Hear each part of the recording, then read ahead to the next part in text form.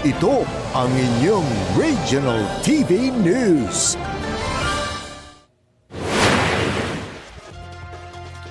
Tinanggal sa trabaho ang isang tauhan ng Baluarte Zoo sa Vigan City na nakunang bahagyang sinipa ang isang white lion doon.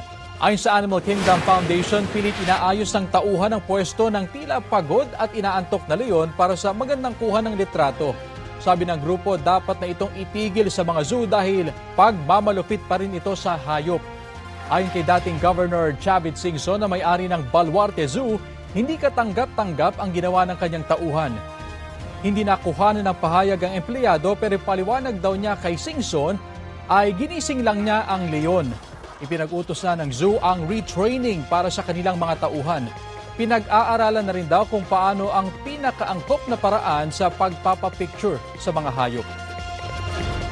Kapuso, alamin ang maiinit na balita. Bisitahin at mag-subscribe sa GMA Integrated News sa YouTube.